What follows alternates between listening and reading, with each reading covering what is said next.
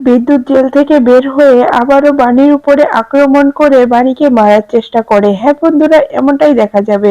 বিস্তারিত জানতে ভিডিওটি না টেনে সম্পূর্ণ দেখতে থাকুন। গল্পের শুরুতেই দেখা যাবে সাথী কাবেরীকে বাড়িতে আসতে বলে। তখনই দেখা যায় কাবেরী বাড়িতে আসলে সবাই অবাক হয়ে যায়। তখনই অনিরুদ্ধ বলে, মা তুমি ওনাকে এখানে আসতে বলেছো কেন? তখনই দেখা যায় সাথী বলে, আমার দরকার আছে অনিরুদ্ধ, তাই এসেছি। তখনই তাপস বলে, সাথী এটা কি করছো?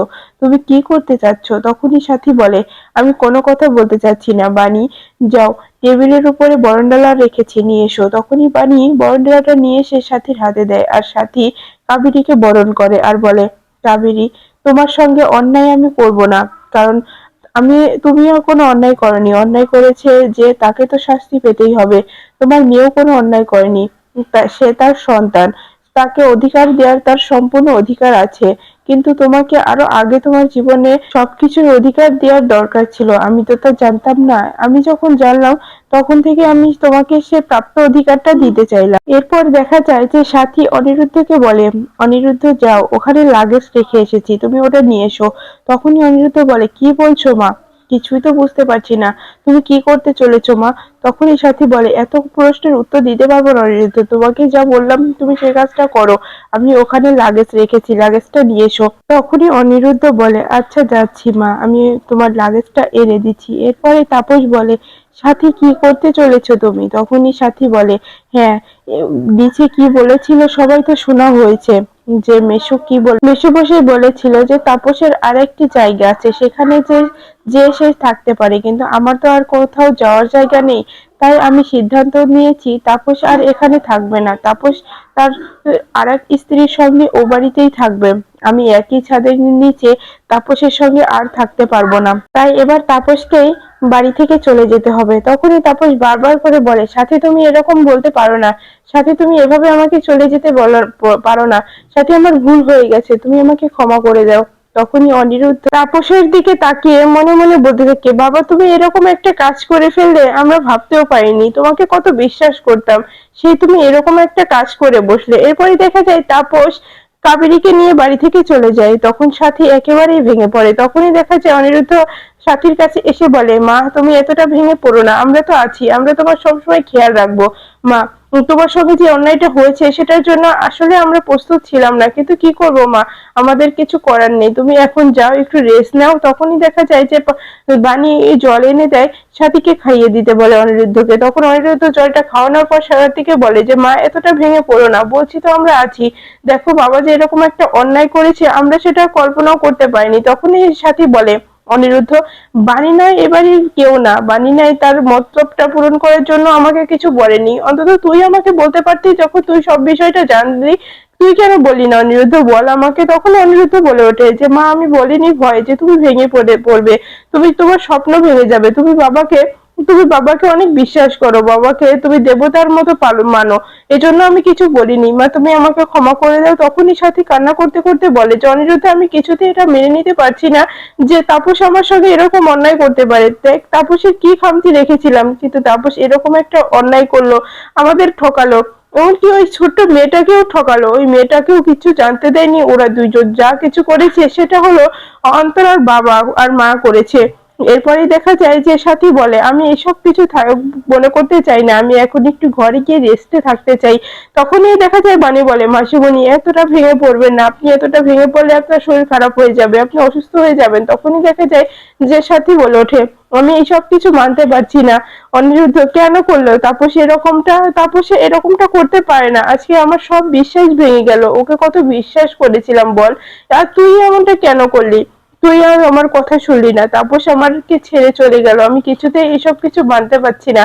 এরপরে দেখা যায় যে বানি বাজার থেকে বাজার করে নিয়ে আসার সময় বিদ্যুৎ দেখতে পায় যে বানি আছে। তখন বিদ্যুৎ টার্গেটে নেয় যে বানিকে আজকে সে শেষ করে ফেলবে। যখনই বানি বিদ্যুতের কাছাকাছি চলে আসে তখনই বিদ্যুৎ কালো কাপড় মাথায় বেঁধে বানির সামনে গিয়ে দাঁড়ায় আর বলে যে, বানি আজকে তোকে আমার হাত থেকে কেউ বাঁচাতে পারবে না, সেদিন নাই অনিরুদ্ধ বাবু তোকে বাঁচিয়েছিল, আজকে তোকে কে বাঁচাবে আমিও দেখবো। এরপরেই দেখা যায় যে বিদ্যুতের হাতে একটি ছুরি থাকে, সেই ছুরিটা বের করে বাণীকে আঘাত করে আর বাণী চিৎকার করে ওঠে। তখনই দেখা যায় যে বিদ্যুৎ এগুলো স্বপ্ন দেখছিল, সে থানাতেই ছিল। তখনই পুলিশ অফিসার বলে যে এই যে বিদ্যুৎ, তুমি কি জেগে জেগে স্বপ্ন দেখছো নাকি, এরকম স্বপ্ন দেখছো যে? তখনই দেখা যায় যে বিদ্যুৎ হেসে ওঠে আর বলে যে স্যার, আমি এমন একটি স্বপ্ন দেখছি যে সেই স্বপ্নটা যদি সত্যি হতো তাহলে আমার যে কতটাই আনন্দ হতো সেটা আমি বলে বুঝাতে পারবো না। তখনই অফিসার বলে এত স্বপ্ন দেখতে হবে না বিদ্যুৎ, অনেক অন্যায় হয়েছে, এবার আমার প্রশ্নের উত্তর দেও তো,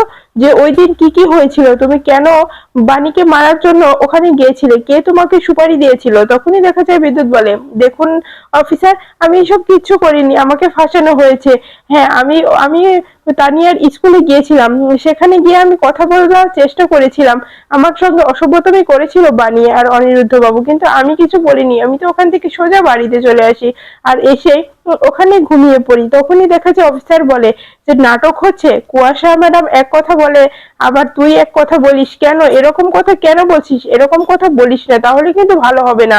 এরপরে অন্যদিকে দেখা যায় বাণী অনিরুদ্ধের কাছে এসে বলে যে মিস্টার চ্যাটার্জি, আপনাকে একটা কথা বলার ছিল। তখনই অনিরুদ্ধ বলে কি বলবে বাণী, কি বলতে চাও? তখনই দেখা যায় যে বাণী বলে ওই ব্যাপারটা নিয়ে কথা বলার ছিল। তখনই অনিরুদ্ধ বলে আমি অন্তরা আর আর্যর বিষয় নিয়ে কথা বলতে চাচ্ছি না, কারণ যে সিদ্ধান্ত নিয়ে সেটা তো নিয়ে নিয়েছো, এখন কেন আমাকে জানাতে এসেছো? এখন তো আমাকে জানিয়ে কোনো লাভ নেই, যখন তোমার জানানো ছিল তখন তো তুমি আমার জন্য অপেক্ষা করনি, এখন কেন আমার কাছে জানতে এসছো? আমাকে আমার কাছে কিছু জানতে হবে না, তুমি এখান থেকে চলে যাও। তখনই বাণী বলে দেখুন মিস্টার চ্যাটার্জি, হ্যাঁ আমার অন্যায় হয়েছে, আমি আপনাকে না জানিয়ে এসব কিছু করে ফেলেছি, কিন্তু আমাকে কি এবার ক্ষমা করা যায় না? তখনই অনিরুদ্ধ বলে কিসের জন্য? মেয়েটা যে এত বেলা হয়ে গেল এখনো ঘুম থেকে উঠলো না, সে জল খাবারও কিছু খেলো না, তার ওষুধটাও খেলো না, এই দিকে কি কারোর খেয়াল নেই নাকি? তখনই দেখা যায় তানিয়া চলে আসে আর বলে বাবা মা, তোমরা কি নিয়ে ঝগড়া করছো? আমি তো ঘুম থেকে উঠে গেছি, আমাকে আমাকে ডাকতে হবে না, আমি ফ্রেশও হয়ে নিয়েছি, আমাকে কিছু খেতে দিলে আমি ওষুধটা খেয়ে নিতে পারবো। তখনই অনিরুদ্ধ বলে কেন মা, তোমার ঘুম হয়েছে? তখনই দেখা যায় যে তানিয়া বলে হ্যাঁ হ্যাঁ বাবা, কিন্তু আজকে না ভালো করে ঘুমাতে পারিনি, কারণ তো ঠাকুমা খুব নাক ডাকে, এই জন্য ঘুম আসেনি, আসলে খুব কষ্ট হয়েছিল। তখনই দেখা যায় যে অনিরুদ্ধ বলে তাহলে ওখানে গিয়েছিলে কেন? তখনই তানিয়া বলে তোমরাই তো পাঠিয়েছিলে, তোমাদের মধ্যে অভিমান হয়েছিল, এই জন্যই মা আমাকে পাঠিয়েছিল। তখনই দেখা যায় যে অনিরুদ্ধ বলে যে পাঠিয়েছিল তার কাছে জিজ্ঞাসা করো না, আর সেরকম কিছু হয়নি। তখনই তানিয়া বলে আচ্ছা বাবা, আর কথা বলতে হবে না, এখন আমাকে কিছু খাইয়ে দিলেই হবে। তখনই বাড়ি খাবার নিয়ে আসে। তখনই দেখা যায় যে তানিয়া বলে আমি আজকে তোমার হাতে খাবো না। তখনই দেখা যায় যে বাণী বলে আচ্ছা ঠিক আছে, আমার হাতে খাবে না, তুমি তোমার বাবার হাতে খেতে চাও তো যাও, তুমি তোমার বাবার হাতেই খেয়ে নাও। এরপরে দেখা যায় যে তানিয়া বলে না মা, আমি দুজনের কাছেই খেতে চাই, আমি একজনের কাছে খেতে চাই না, আজকে আমি দুজনের কাছেই খাবো। তখনই অনিরুদ্ধ আর বাণী একসঙ্গে তানিয়াকে খাইয়ে দেয়। আর সেই সময়ই অন্তরা ফোন করে বাণীর ফোনে আর বলে যে বৌদি একটু আসবে, আজকে তো আমার বউ ভাতের দিন ছিল, বাপের বাড়ির থেকে তো কাউকে আসার কথা ছিল তথ্য নিয়ে, কেউ আসলো না। দেখো বৌদি, আমার খুব খারাপ লাগছে, তুমি দাদাকে নিয়ে একটু আসবে, এমনকি দাদার মাকে নিয়ে আসবে। তখনই দেখা যায় ফোনটা রেখে যায়। তখনই বাণী বলে দেখেছেন তো, অন্তরা ফোন করেছিল, মেয়েটার মনের অবস্থা কি হয়েছে বুঝতে পারছেন তো? মেয়েটা তো ছোট, ওর তো কোনো দোষ নেই, যা দোষ করেছে আপনার বাবা আর ওর মা দোষ করেছে, মেয়েটার তো কোনো দোষ নেই। মেয়েটা আজকে এত কষ্ট পাচ্ছে কিসের জন্য?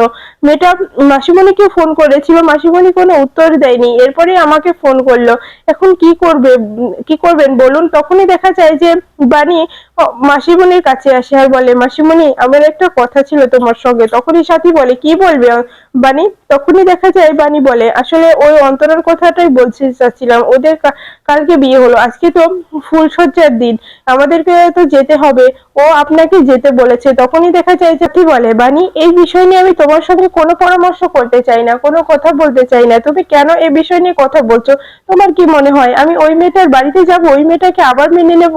তখনই দেখা যায় যে বাণী বলে মাসিমণি, যখন আপনি জানতেন না যে ও তাপস মেসোমশাইয়ের মেয়ে, তখন ওকে আপন করে নিয়েছেন, ওকে আশীর্বাদ করেছেন, আর এখন আপনি কথা বলছেন। তখনই দেখা যায় যে সাথী কল্পনা করতে থাকে যে ওই সময় বিয়ের সময় যে অন্তরা আর আর্যকে আশীর্বাদ করেছিল, তাহলে এখন যদি না যায় তাহলে তো মেয়েটা কষ্ট পাবে। তখনই দেখা যায় যে সাথী বলে ওঠে হ্যাঁ হ্যাঁ বাণী, আমি ব্যাপারটা দেখছি, যাও তোমরা রেডি হয়ে তারপরে আমার কাছে এসো। এরপরে দেখা যায় বাণী বলে ওঠে আচ্ছা ঠিক আছে মাসিমণি, তাহলে আপনিও রেডি হয়ে নেন, একসাথে আমরা যাই। মেয়েটা কি করছে না করছে কিছুই বুঝতে পারছি না। এরপরে দেখা যায় যে অন্তরা ঘরে একা মন খারাপ করে বসে থাকে। তখনই আরজুর মা এসে অন্তরাকে, এই যে অন্তরা, তোমার বাড়ি থেকে কেউ আসলো না? তোমার বাবা মা কি আসলো না? জোর করে পালিয়ে বিয়ে করছো তাতে কি? তারা তো একবার এসে দেখে যেতে পারতো যে তার মেয়ে কোথায় আছে। তখনই অন্তরা বলে ওঠে, হ্যাঁ, আমি আমার বাবা মাকে ফোন করেছি, সেও আসলো না। দাদা, বৌদি, দাদার মাকেও ফোন করলাম, কেউই আসলো না। আসলে হয়তো কেউই ওনারা আসবে না। তখনই বাণী বলে,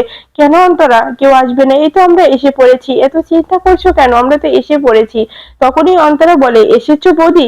এসেছো দাদা? আমরা খুব খুশি হয়েছি, বিশ্বাস করো তোমরা এসেছো, অনেক খুশি হয়েছি। তখনই দেখা যায় যে বাণী বলে, হ্যাঁ, আর যার জন্য তুমি আশায় বসে আছো, যে যে আশাতে তুমি খুশি হবে সেও এসেছে। তখনই সাথী এসে বলে, হ্যাঁ অন্তরা, আমি আসবো না তা কি করে হয়? তুমি আমাকে ইনভাইট করেছো আর আমি আসবো না?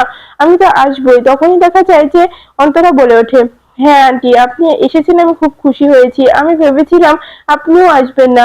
তখনই দেখা যায় যে সাথী বলে, কেন আসবো না? তোমার তো কোনো অন্যায় করনি তুমি। যারা অন্যায় করেছে তারা হলো তোমার বাবা মা। আমি তাদের অন্যায়টা তোমার উপরে তো আর চাপিয়ে দিতে পারি না। আমি, অনিরুদ্ধ আর তুমি একই রকমের শিকার হয়েছো। এজন্য আমরা এর একসঙ্গে থাকলেই ভালো হবে। আর তোমার আজকে ফুলসজ্জার দিন, বউ ভাতের অনুষ্ঠান আছে, আজকে আমরা আসবো না তা কি করে হয়? আশীর্বাদ তো করতেই হবে।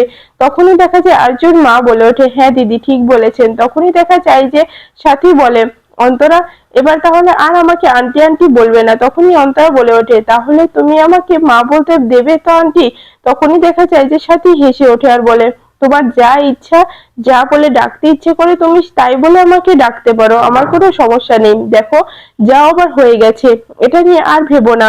তখনই বাণী বলে, আজকে অনেক আনন্দের দিন অন্তরা, আজকে তোমার ফুল সজ্জা, আজকে তোমার বউ ভাত, এইটা নিয়ে আমরা খুব আনন্দ করতে চাই, সেজন্য আমরা সবাই মিলে এখানে আসলাম। তুমি তোমার বাবাকে ফোন করনি?